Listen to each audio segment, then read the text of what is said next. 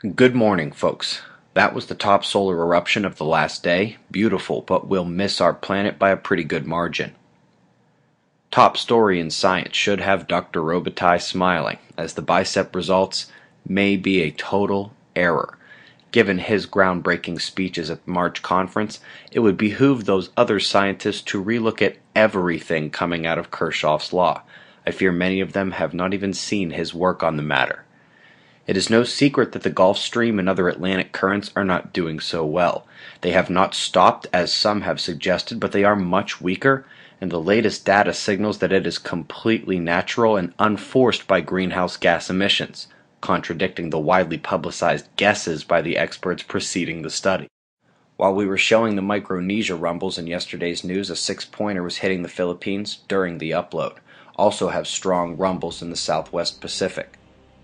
Then we come to Hubble's latest, the Great Red Spot, shrinking even more. Remember Red Jr. showed up and how the planet lost a stripe? Just another one of the meteorological and energetic changes from star out past Saturn that dwarf anything we see in earthly climate change. First weather warning.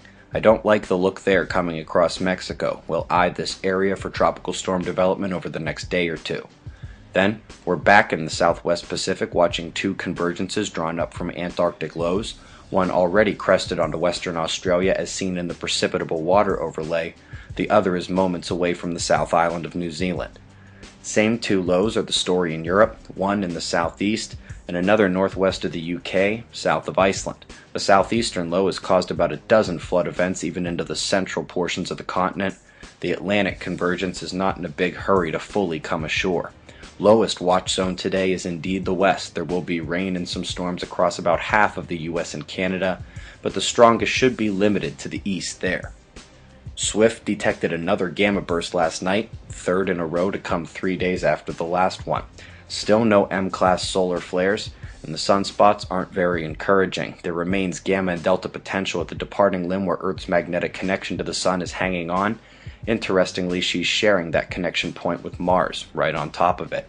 The incoming spots that had a chance to complex didn't. They're magnetically spread apart, and it's tough to expect any bigger flares today either.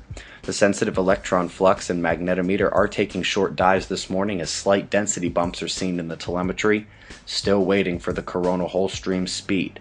Meanwhile, the next opening is in an Earth-facing position down south, but lost about 40% of the outward force of the solar wind to its northern portion compared to what we had previously seen. Otherwise, calm day on the sun, current conditions and shots of our star to close. Eyes open. No fear at 6:45 a.m. Eastern Time, and that's the news.